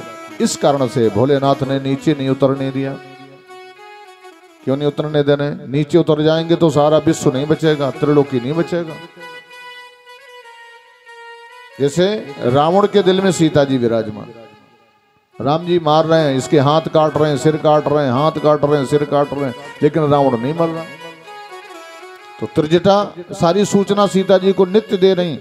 तो सीता मैया ने कहा प्रभु क्यों विलंब कर रहे हैं, इसको पापी को मारते क्यों नहीं है? तो त्रिजटा ने कहा उसका कारण है। सीता ने पूछा क्या कारण? कारण यह है कि रावण तुमसे बड़ा प्रेम करता है, रावण के दिल में तुम बैठे हो और तुम्हारे दिल में प्रभु राम बैठे हैं, और राम के रोम रोम में ब्रह्मांड बसा हुआ है। अगर उसी क्रम में राम बाण मार देंगे तो रावण तो मरेगा सो मरेगा, उसमें तुम भी नहीं बचोगी और राम भी घायल हो जाएंगे और ब्रह्मांड नहीं बचेगा। तो फिर अर्थ क्या निकला? तो ये कम मरेगा रावण। बोले जब इसका ध्यान, तुम्हारा ध्यान छूट जाएगा, तुम इसके दिल से बाहर हो जाओगी, उसी समय भगवान इसका वध कर डालेंगे। तो भगवान शंकर के दिल में राम जी बैठे हैं, राम जी बैठे हैं। तो भगवान शंकर ने जैसे ही गले में इसको गले के नीचे नहीं उतरने दिया तो भगवान शंकर बेहोश होने लग गए और पूरा कंठ नीला पड़ गया। और भगवान शिव का नाम हो गया नीलकंठ महादेव। बोले नीलकंठ भगवान की जय। नीलकंठ भोलेनाथ। और जैसे ही कंठ नीला हुआ और भोलेनाथ के मुख से कुछ शब्द निकले, कुछ शब्द बिना मेल के, बिना जोल के। त्र्यंबकम यजामहे सुगंधम पुष्टिवर्धनम उर्वारुकमयो बंधनान मृत्योर्मुक्षेमा। ये शब्द नहीं, इसको संतों ने मंत्र दिया महामृत्युंजय मंत्र। यह महामृत्युंजय है, सारी व्याधियों का विनाश करने वाला, प्राणवायु की रक्षा करने वाला, यह शिव का गजब का पावन मंत्र है। भगवान शिव की ये दशा देख करके सारे देवता घबरा गए। अरे हम तो बहुत बड़े दोषी अपराधी बने जा रहे हैं, हम अपने मतलब स्वार्थ के लिए महादेव को भी दांव पे लगा दिया। पार्वती जी विचलित हो गई, घबरा गई। जो गंगा सिर में विराजमान वो उसमें हलचल पैदा हो गई। जो चंद्रमा बैठा है भोलेनाथ के सिर में वो भी बेचैन हो गया। चंद्रमा ने कहा मैं कुछ भी गड़बड़ नहीं होने दूंगा, क्योंकि मेरे में अमृत का तत्व है, अमृत अनुभूति है। और भोलेनाथ के गले में जो नाग लपटा है वो भी परेशान। नाग ने कहा अरे मैं तो बड़ा जहरीला हूँ, विषधर हूँ, मेरे महादेव को क्या हो गई, मुझसे भी ज्यादा जहर इस हलाल में। और भोलेनाथ राम राम कह करके उठ के बैठ गए। सारे देवताओं ने प्रणाम किया और वापस आए, सब वापस आए। और जैसे वापस आए तो इन सब लोगों ने फिर से मंथन, अपना मंथन शुरू कर दिया। देखिए पार्वती बड़ी प्रसन्न हो गई और देवर्षि नारद जी पधारे। और जैसे नारद जी पधारे तो गुरुदेव ये सब क्या हुआ? और ये भेजा ही तो गुरुदेव ने था। देवताओं को भेजा किसने? पार्वती के गुरु ने। पार्वती के गुरु कौन है? नारद जी महाराज। और भोलेनाथ के बसीठ कौन है? नारद जी महाराज। ये बसीठ भी हैं और गुरु भी हैं, दोनों ही है ना। इस कारण से, इस भक्ति भाव से मंथन शुरू हो गया। और जब मंथन होता है तो देवता लोग अब नारायण का नाम लेके मंथन करते हैं। जब मंथन शुरू किया तो इन्होंने स्वार्थ में मंथन शुरू किया। ये अमृत को दिल में बसाए थे, अमृत निकले। अब एक बार जब ये देख लिया कि अमृत की जगह जहर निकला, तो अब एक काम करो, बिना भगवान के नाम के कोई काम नहीं करेंगे। जो भी काम करेंगे भगवान का नाम लेकर के करेंगे, और भगवान का नाम लेकर के करेंगे तो परिणाम उसका अच्छा होगा। इसलिए कहीं जाओ भगवान का नाम लेके जाओ, कहीं आओ तो भगवान का नाम लेके आओ। अरे जब हम संसार से आते तो रोते हुए आते हैं, और जब जाते हैं तो हम तो नहीं बोल पाते, लेकिन संग में चलने वाले सभी बोलते हैं राम नाम सत्य है, सब बोलते हैं राम राम सत्य। तो क्या करना चाहिए? आते ही राम बोलो, जाते ही राम बोलो, आते ही राम बोलो, जाते ही राम बोलो।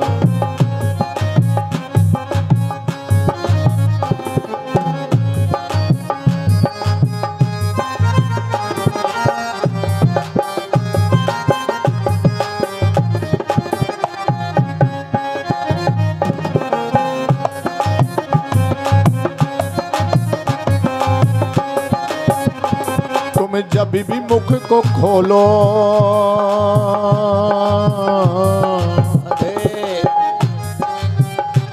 तुम जब भी मुख को खोलो, तब राम राम बोलो, आते ही राम बोलो, जाते ही राम बोलो।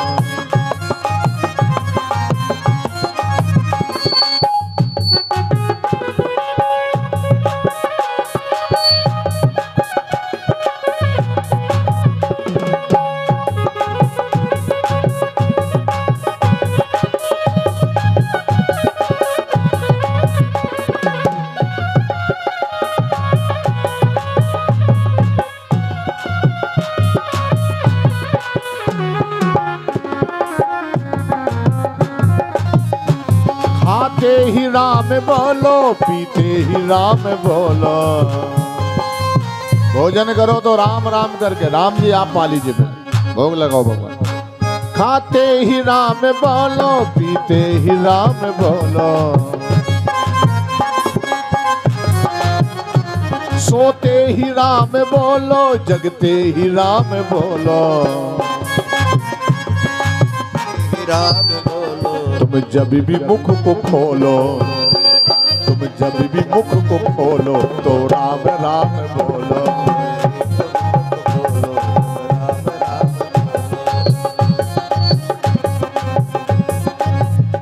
तुम जब भी मुख को खोलो, तुम जब भी मुख को खोलो, तब राम राम बोलो, आते ही राम।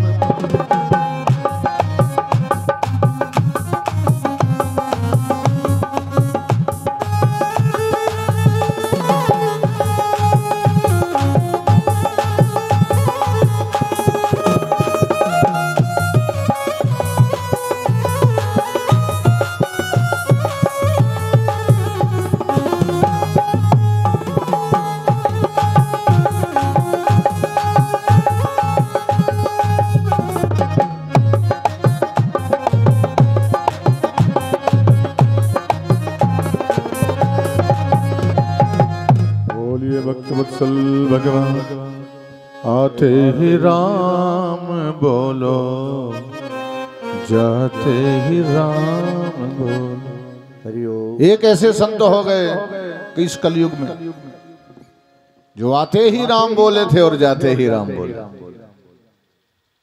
जन्म लेने जैसी जन्म लिया तो रोए नहीं, राम राम। और ये कितना परम सौभाग्य है कि हमारे इस बांदा क्षेत्र में ही उनका जन्म हुआ। ये हमारा बांदा क्षेत्र कितना सौभाग्यशाली है कि विश्व का ऐसा एक सुंदर अद्वितीय सूर्य, विश्व का एक अद्वितीय चंद्र, विश्व का एक अद्वितीय भक्त जो जन्म लेते ही राम राम बोला हो, तो उनका नाम ही हो गया था राम बोला। उनका नाम ही पड़ गया था राम बोला। बाद में लोग उनको किस नाम से जानते थे? तुलसीदास जी महाराज जी उनको तुलसी के नाम से ही जानते थे। बाबा तुलसी का जन्म हुआ तो राम राम कह करके जिनका अवतरण हुआ, और जब प्रस्थान हुआ तो राम राम करके ही प्रस्थान हुआ। तो तुम जब भी मुख को खोलो तो श्री राम राम बोलो।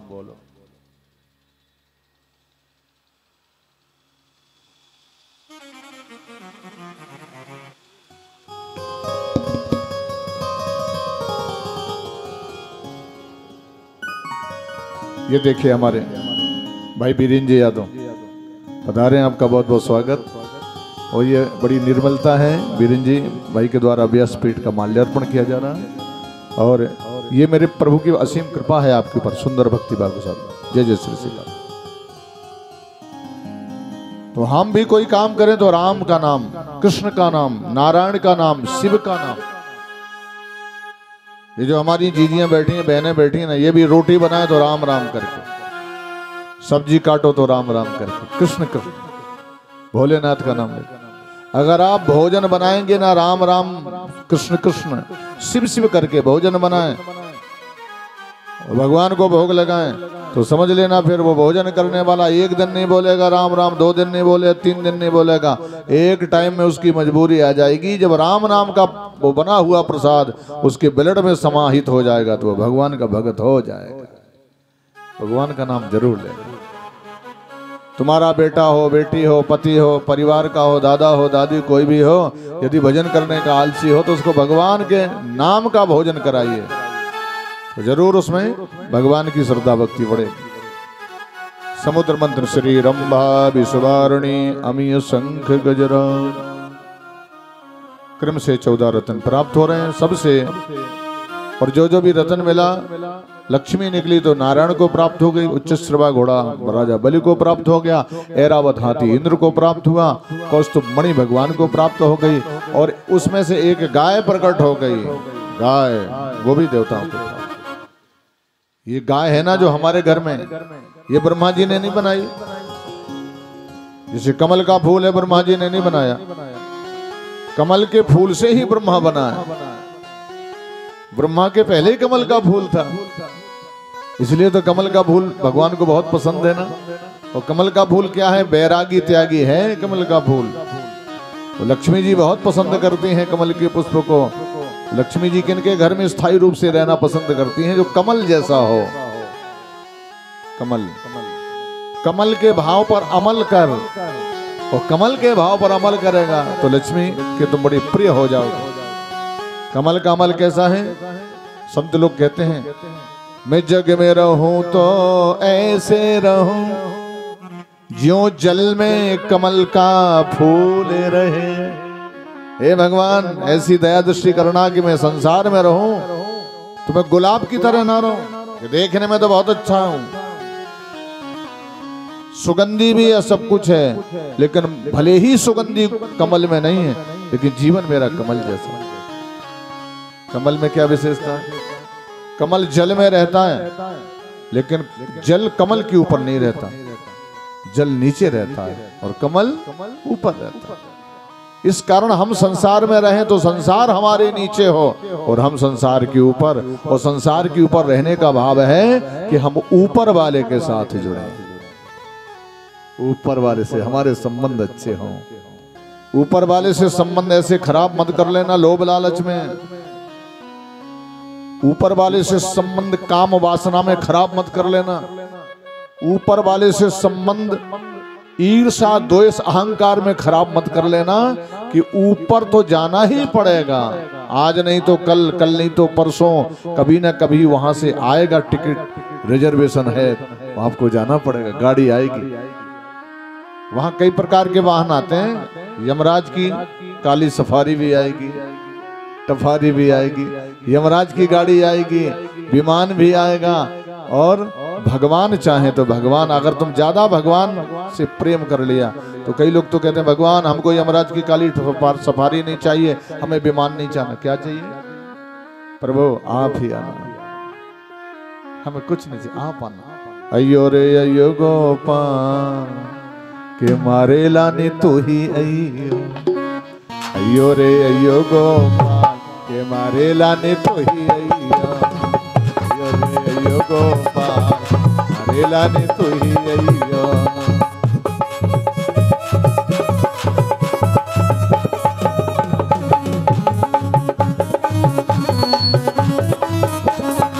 और प्रभु ऐसे मत आना कि आप जब मर्जी हो चले आना। मृत्युलोक का भी नियम है, तिथियां भी ऐसी हैं कि अगर हम अमुक तिथि में मरेंगे तो क्या गति होगी, किस पक्ष में मरेंगे तो क्या गति होगी, किस अयन में मरेंगे तो गति अलग है। तो महाराज जी, 9वीं मत आना और 10वीं मत आना, 9वीं मत नवमी मत आना और दसवीं मत आना। अरे अयो एकादशी रात, अयो एकादशी रात के बारे लाने तो ही आना।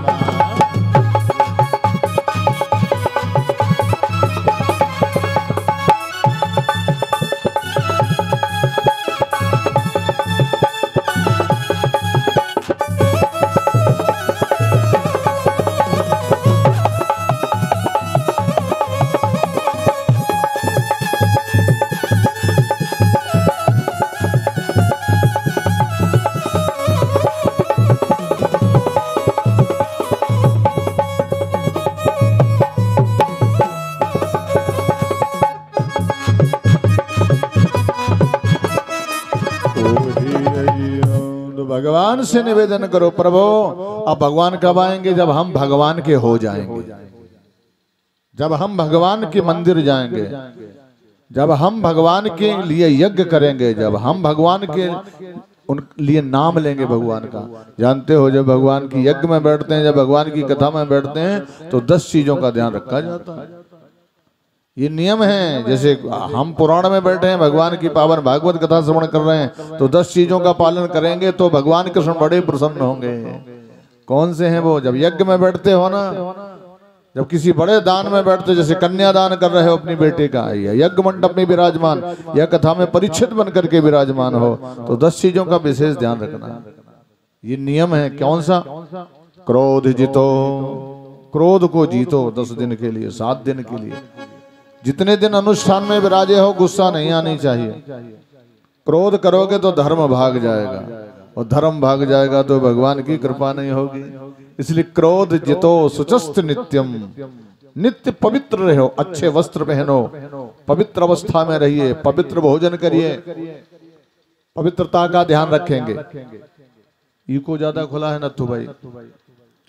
तो ये क्रोध जितो सुचस्त नित्यम, क्षमा त्याग, क्षमा भी करना है। कितना भी बड़ा हमारा अपोजिट वाला हो, उसका आदर करना है, उसको स्थान देना है, उसका भाव रखना है। तो क्षमा त्याग, सहासुना, उदारता, प्रिय भाषकस्य दाता, दाता बनना है। काम क्रोध लोभ को 7 दिन के लिए खूंटा पे टांग देना है, खूंटा पे। और ये उस भाव से क्रोध जितो सुचस्त नित्यम, क्षमा त्याग सासनो, प्रिय भाष कश्य दाता, दैलू नैमे विधिया। ये 10 नियम हैं। इसका पालन करके यदि हम उस पुण्य फल को, उस पुण्य बल को कमाते हैं, तो श्री हरि की अपार कृपा और दया दृष्टि हमारे ऊपर रहती है। इस भाव से तो भगवान के सभी देवताओं ने देखा कि अंत में अमृत निकला, और जैसे अमृत निकला तो सब लोग टूट पड़े। अहम पूर्वम, अहम पूर्वम, पहले हम, पहले हम। अब तो विवाद मच गया। दैत्य सबल थे, दैत्यों ने उसको, उस कलश को छीन लिया। धर्मंतरी भगवान स्वयं अमृत का कलश लेकर प्रकट हुए, धर्मंतरी भगवान, और धर्मंतरी के हाथ से छीन लिया। और धर्मंतरी अंतर ध्यान हो गया। सारे दैत्य लोग एकांत में बैठ करके अब विचार करते हैं, पहले कौन पिएगा? उन्हीं में चल रहा, पहले कौन पिए। तो ये विचार चल रहा था, राजा बलि को पिलाया जाए। तो सब लोग, अब देवताओं ने कहा भैया ये तो आप, ये तो नियम का विरोध कर रहे हैं आप। ऐसा नियम थोड़ी था, ये शर्त थोड़ी थी। नियम तो ये था कि जो निकलेगा उसको आधा आधा बांटेंगे। अभी सब कुछ आधा आधा होता गया। अब ये अमृत निकला जिसके लिए मंथन किया, आप पूरा कलश लेके ही किनारे बैठ गए। देवता टेंशन में हो गए, अब हमारी कौन सुनेगा। देवताओं ने गिड़गिड़ाया, लेकिन वो राक्षस बोले सुनो भाई, जो पहले निकला था वो हमने आपको पूरा दे दिया। जो पहला रतन था हालाहाल, वो उसमें तो हमने कहा नहीं कि हमको दे दो, हमने आपको पूरा दे दिया। और अंत में जो निकला वो हमने पूरा ले लिया। अब इसमें जो कुछ थोड़ा बहुत बचेगा तो विचार करेंगे। अब कोई जबरदस्ती थोड़ी है, बंटवारा तो सही चल रहा है। पहले वाला आपने पूरा लिया, अग्रो अग्रो भी प्रणाम। अब लास्ट वाला है ये हम ले लेंगे। अब तो देवताओं ने कहा ये बड़े चतुर हैं, अब बताओ क्या किया जाए। भगवान का ध्यान किया, प्रभु अब आप ही कृपा करो, आपकी ही प्रेरणा से सब कुछ हुआ है प्रभु, आपकी कृपा से सब काम हो रहा है। ये सब आपकी कृपा से। आपने कितनी कृपा की। जब ये समुद्र मंथन शुरू हो रहा था तो ये मंदराचल नीचे जा रहा था, तो भगवान ने देखा ये तो पहाड़ ही नीचे चला जाएगा, तो मंथन कैसे होगा। तो देवताओं पर कृपा करने के लिए भगवान ने कश्यप का रूप धारण कर लिया और उस इतने बड़े मंदराचल पर्वत को अपनी पीठ पर धारण किया। और जैसे ही मंदराचल पर्वत का मंथन किया तो भगवान की पीठ छिलने लग गई, तो समुद्र का पानी लाल लाल होने लग गया। इतने कृपालु हो प्रभु आप। आइए नील भैया बैठे। तो प्रभु ये जिसके लिए हमने किया ये सार है, समुद्र मंथन का सार अमृत था। भगवान ने देखा अब हमारी जरूरत है, बिना हमारे काम नहीं चलेगा। बिना भगवत कृपा के अमृत तो नहीं प्राप्त हो सकता। बिना भगवत कृपा के, बिना नारायण कृपा से लोग अमर नहीं हो सकते। और कई लोग ये भ्रम पाल बैठे कि हम अमर हो गए और काम गड़बड़ किया तो भगवान ने आके मार दिया। फिर लो जैसे कई लोग बोलते हम अमर हो गए, रावण कहता था मैं अमर हो गया कभी नहीं मरूंगा, तो राम जी ने जाके मार दिया। क्योंकि अमर होने के बाद तो गड़बड़ काम करने के लिए थोड़ी अमर हुए हो। ये तो कल्याण करने वाले कार्यों में जुड़ जाओ। जैसे तुम बहुत धनवान हो गए तो अधर्म को बढ़ाने के लिए थोड़ी धन मिला है कि आपके पास ज्यादा धन है तो आप धर्म को कमजोर करिए, अधर्म को बढ़ाइए, तो फिर ज्यादा टाइम नहीं लगेगा। कोई ये तो बेटा बेटी बहू ऐसा कोई आ जाएगा कि तुम्हारे देखते ही देखते सब गंगा पार कर देगा और तुम बिस्तर में रोते रहोगे और कुछ नहीं कर पाओगे। इस कारण से भगवान स्वयं एक सुंदर नारी बन करके आ गए। गजब की नारी वेशभूषा है भगवान की। और दैत्यों की तरफ भगवान चले जा रहे हैं। सुंदर नारी पीली पीताम्बरी साड़ी पहने, मोती जैसे दांत चमक रहे हैं, अंगूर जैसा जिनका कपोल है, शंख जैसी जिनकी ग्रीवा है, बहुत सौंदर्यता की प्रतिमूर्ति है नारायण। और मंद मंद हवा चल रही है और भगवान का पीताम्बरी पल्लू धीरे धीरे लहरा रहा है। एक एक केस खुले हुए हैं, लंबे लंबे केस। इतने लंबे केस दैत्यों ने देखा, कहा भैया हमारी आंखों ने जिंदगी में आज तक इतनी सुंदर देवी देखी ही नहीं। हमें लगता है ब्रह्मा ने पूरी सुंदरता इसी में भर दी, इसके पास कुछ मटेरियल बचा ही नहीं, सारी सुंदरता इसी देवी में भर दी। और भगवान जैसी मुस्कुरा रहे हैं वैसे वो सब मोहित हो रहे हैं, सब मोहित हो रहे हैं। और भगवान मुस्कुराते हुए, पल्लू लहराता हुआ, बाल लहराते हुए जैसे पहुंचे, सारे दैत्यों ने कहा आगच्छतुम देवी, आइए देवी, कहां से पधार रही हो। इन नेत्रों ने आप जैसी सुंदर वाला आज तक नहीं देखी, हमारे तो नेत्रों में ठंडक आ गई आपको देख करके।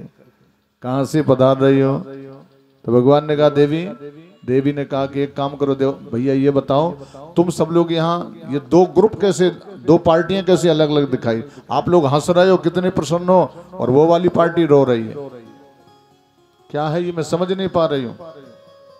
दैत्यों ने कहा अरे देवी तुम इस चक्कर में मत पड़ो, ये देवता है इनका मन ही नहीं भरता। हम लोग शर्त के अनुसार समुद्र मंथन किया था, जो निकलेगा वो आधा आधा कर लेंगे। तो जो पहला वाला निकला था हमने इनको पूरा दे दिया, तो ये पूरा शंकर जी को पिला के आ गए। और जो लास्ट वाला निकला तो लास्ट वाला हमने ले लिया, तो ये मुंह फुला के बैठे हैं। अब इसमें हमारी क्या कोई कमी नहीं। तो भगवान ने कहा एक काम करो, यदि तुम प्रसन्न हो जाओ और वो प्रसन्न हो जाए, कोई ऐसा रास्ता तीसरा निकल पड़े तो दैत्यों ने कहा देवी आप बताओ।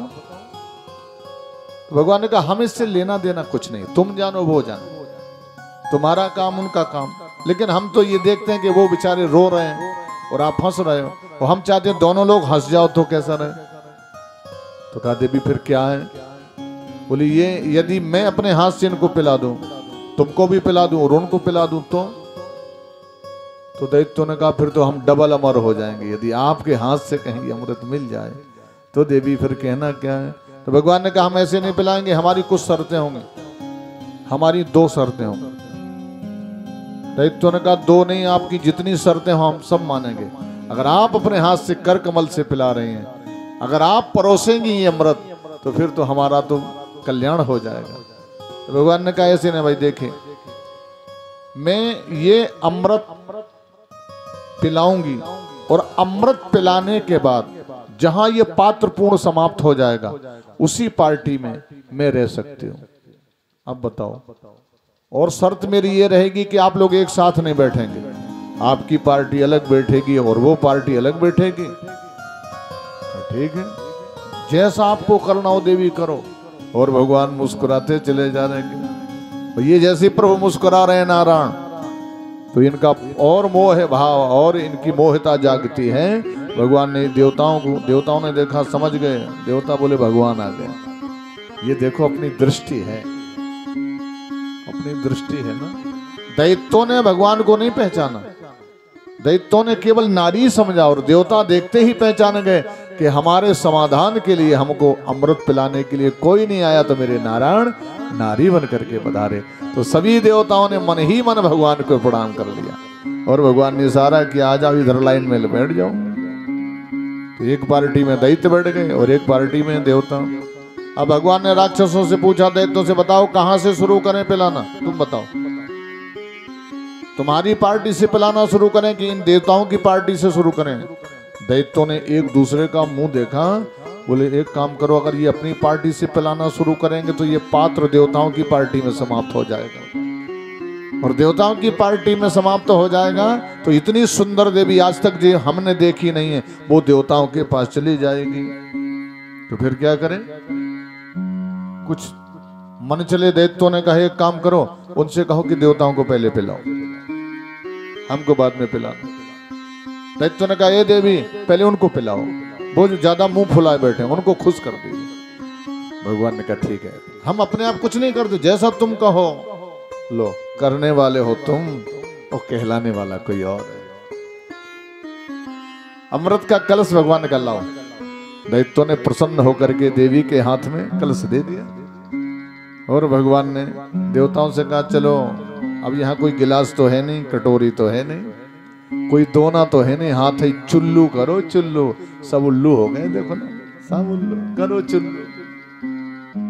सब देवताओं ने कहा, ये क्या है? भगवान के हाथ का चरणामृत है, भगवान का प्रसाद है। तो भगवान का प्रसाद कर कमल में ही लेना चाहिए, इसको बोलते हैं कर कमल। कमल कैसा होता है? ऐसे कर कमल, पंखुड़ियां बनाओ। और भगवान को कमल बहुत पसंद है, किसी पात्र में प्रसाद नहीं, कर कमल। और भगवान ने कहा कर कमल, हाथ का कमल पुष्प बनाया, क्योंकि हमारी जो लक्ष्मी है कमल को पसंद करती है।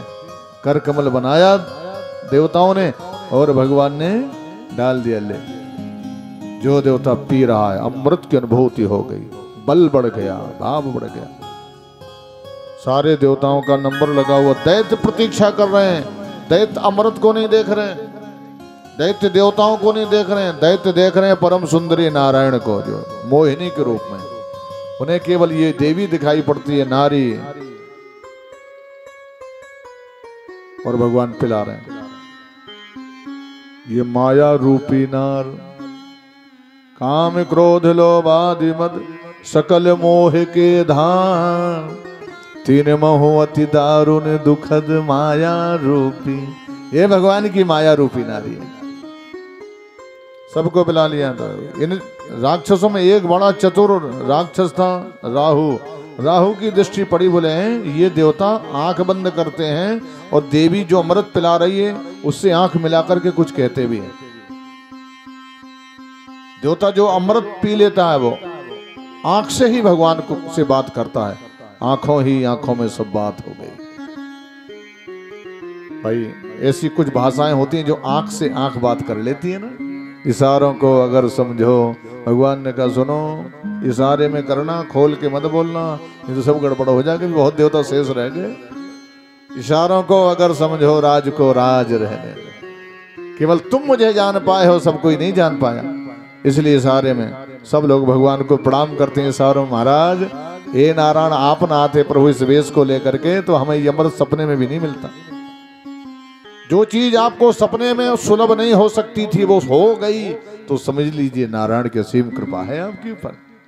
जो आपके द्वारा आपको नहीं प्राप्त हो सकती थी लेकिन हो गई, तो ये हरि कृपा है, ये कृष्ण कृपा है, ये राम कृपा है, ये हनुमान जी की कृपा हो गई।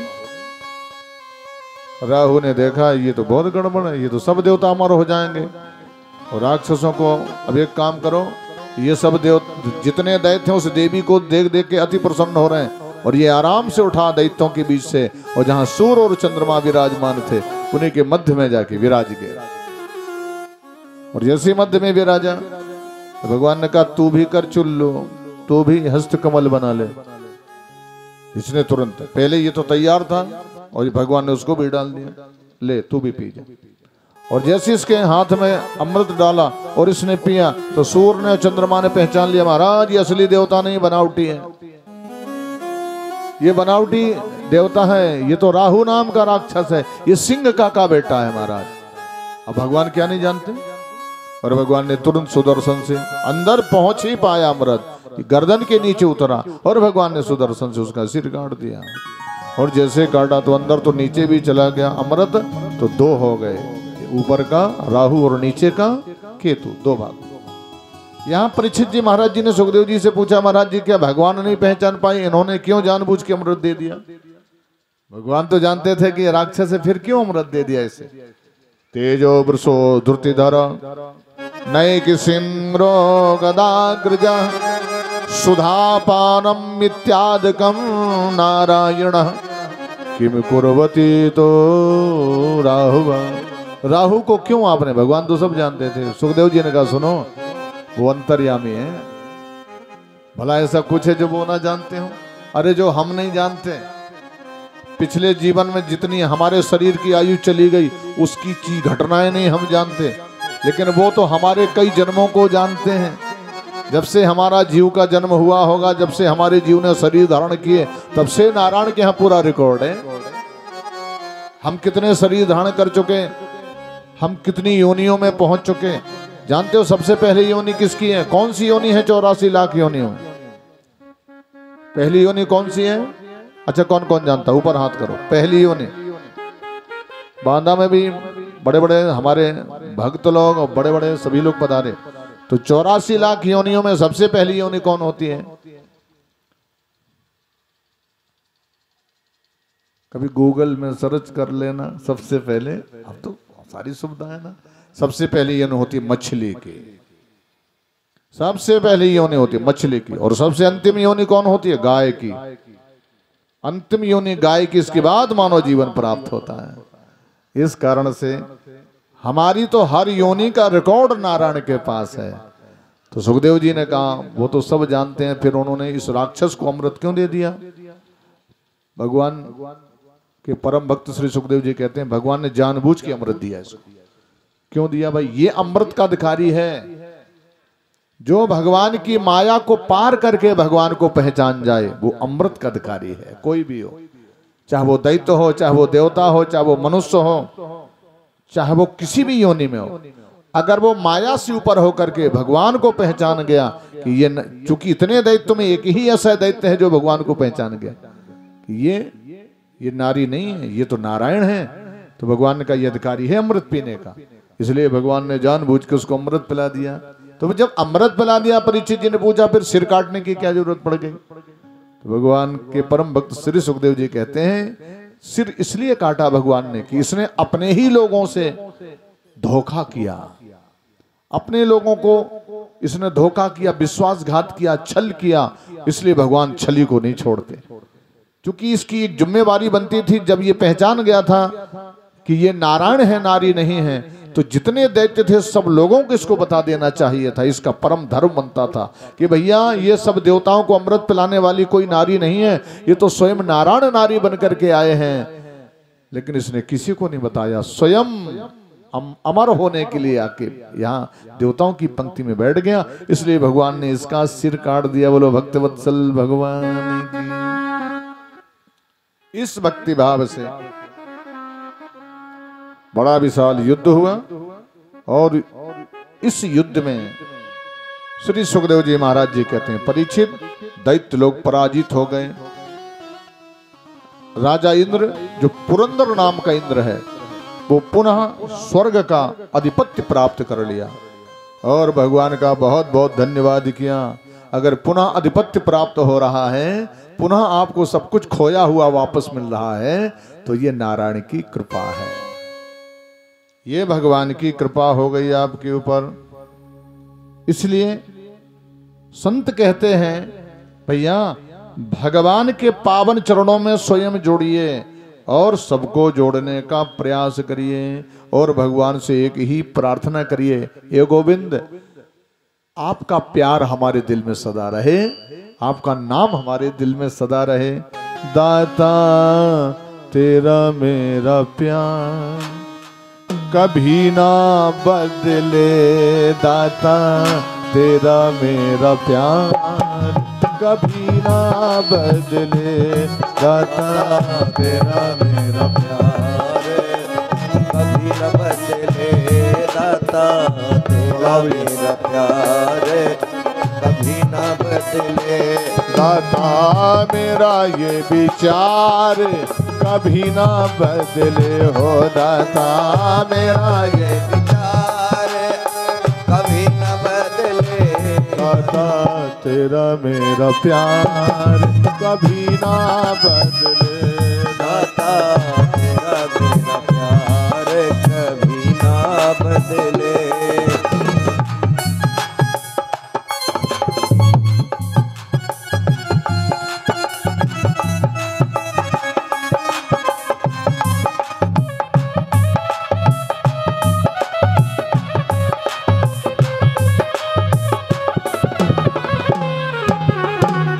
द्वारे तेरे आता रहूं मैं, द्वार तिहारे आता रहूं मैं, चरणों में शीश झुकाता रहूं मैं, चरणों में शीश झुकाता रहूं मैं। दाता मेरा ये विचार कभी ना बदले, दाता मेरा ये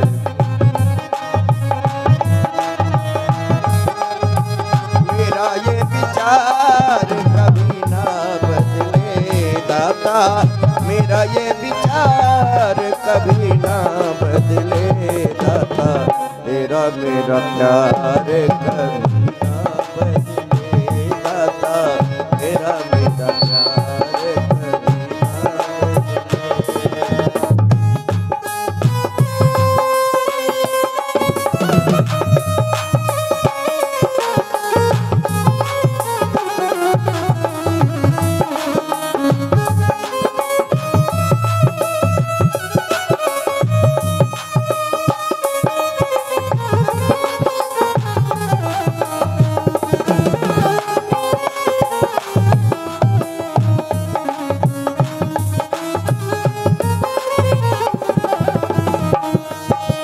और सत्संग तेरा छोड़ूं कभी ना, सत्संग तेरा छोड़ो कभी ना, मुख भी तुम्हें से मोड़ूं कभी ना, मुख भी तुमसे मोड़ो कभी, दाता मन का ये तार कभी ना बदले हो, दाता मन का ये तार कभी ना बदले, तेरा मेरा प्यार कभी ना बदले, दाता तेरा मेरा प्यार कभी ना बदले, दाता